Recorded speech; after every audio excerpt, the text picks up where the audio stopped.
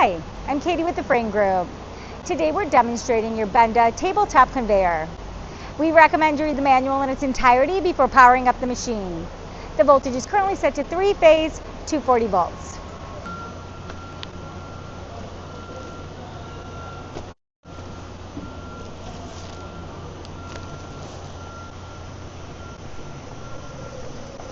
I'll now demonstrate the variable speed.